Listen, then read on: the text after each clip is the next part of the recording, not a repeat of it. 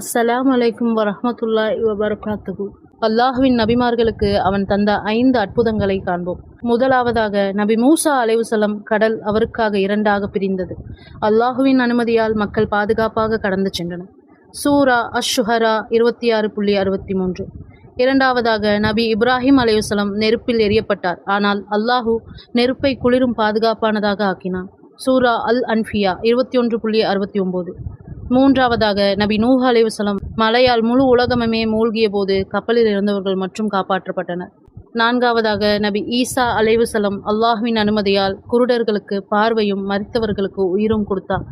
சூரா அல் இம்ரான் 3.49. நபி முகமது ஸல்லல்லாஹு அலைஹி வஸல்லம் அவர்களுக்கு நிலா 2ஆக பிளந்தது. சக்குல் கமர் இது அல்லாஹ்வின் மிகப்பெரிய அடையாளம். சூரா அல் கமர் 54.1. இவையெல்லாம் அல்லாஹ்வின் சக்தியை உணர்த்தும் சான்றுகள். நபிமார்கள் அவனுடைய உண்மையான தூதர்கள். ஸல்லல்லாஹு அலைஹி வஸல்லம் என்ற நபி மீது ஸலவாத்து சொல்லுங்கள்.